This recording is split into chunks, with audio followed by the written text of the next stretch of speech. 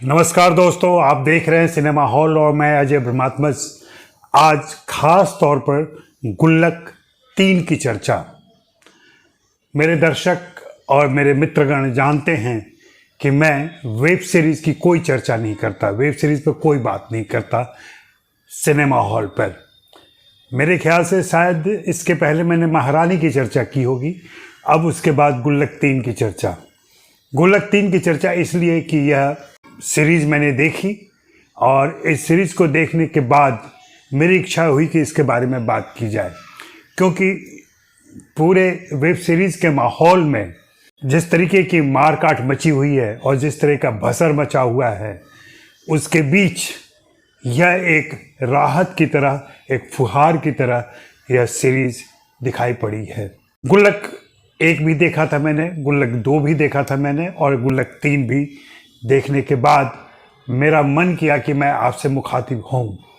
श्रेयांश पांडे सर्जक, दुर्गेश सिंह लेखक, पलाश वासवानी निर्देशक, इन तीनों की प्रतिभा एक साथ जब जमा होती है तो गुल्लक 3 जैसी सीरीज आती है। गुल्लक सीरीज की कहानियाँ आती हैं।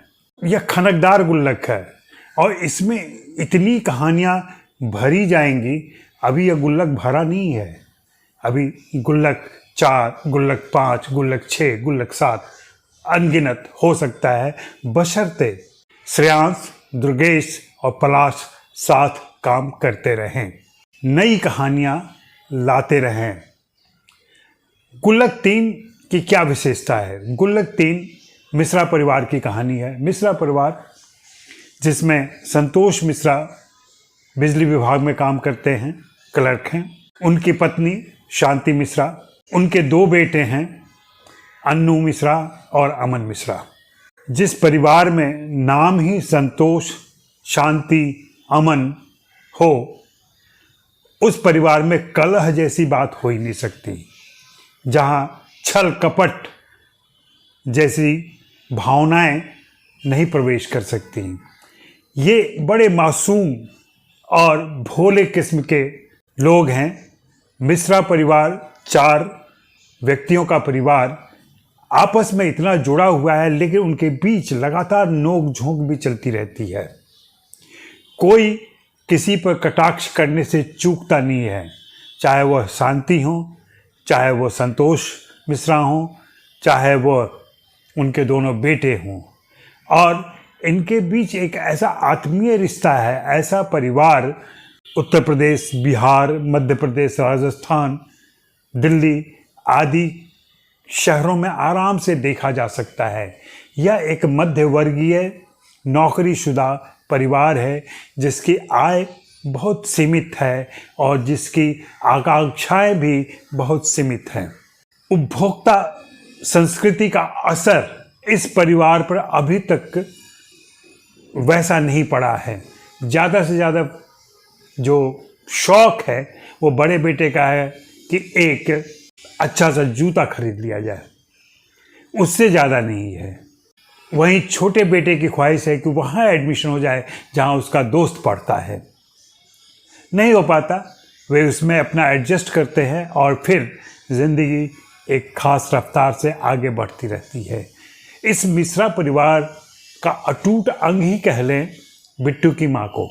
बिट्टू की माँ जिस तरीके से इस परिवार में आती हैं, जाती हैं, ऐसा लगता है कि वह इसी परिवार की विस्तारित सदस्य हैं और वह हर सुख दुख, हंसी खुशी, मुसीबत, आनंद के समय मौजूद रहती हैं और अपनी उपस्थिति दर्ज करती हैं, लगातार सलाह देती हैं। मुझे दुर्गेश सिंह के राइटिंग में एक ख़ास बात लगती है, जो इस सीरीज़ को देखते हुए आप भी शायद महसूस करेंगे कि फिल्म की कहानी, फिल्म की घटनाएं, फिल्म के किरदार वगैरह तो हैं ही जो सब सीरीज़ में होते हैं। इस सीरीज़ में जो पार्श्व स्वर उभरता है, जो गुल्लक की आवाज़ आती है, उस पार्श्व स्वर में मुझे बार बार दुर्गेश सिंह सुनाई पड़ते हैं। मैं इतने विश्वास के साथ यह बात इसलिए कह रहा हूँ क्योंकि मैं दुर्गेश को जानता हूँ, दुर्गेश के विचारों से परिचित, दुर्गेश के व्यक्तित्व को समझता हूँ, कह सकता हूँ ऐसा।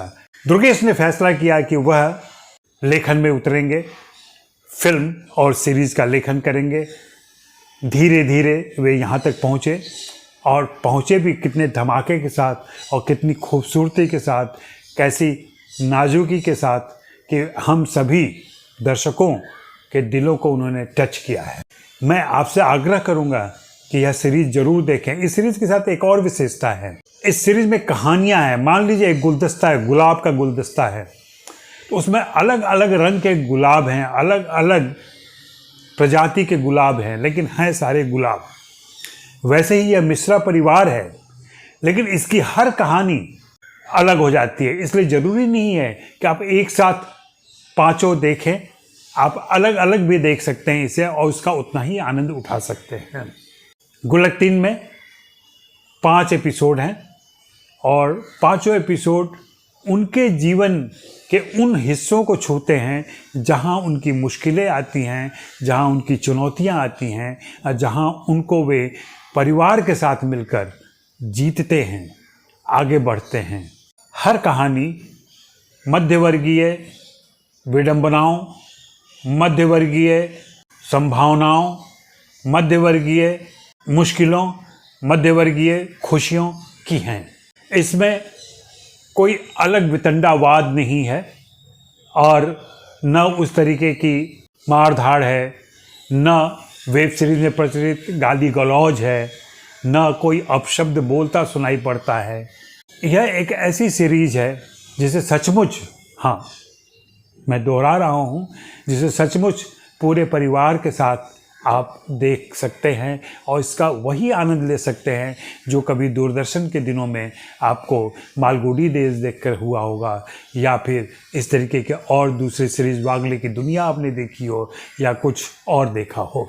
तो मैं हाईली रिकमेंड करूँगा कि आप सभी दर्शक ज़रूर सोनी लिव पर आ रही यह सीरीज़ देखें और आनंदित हों। शुक्रिया, मेहरबानी, धन्यवाद।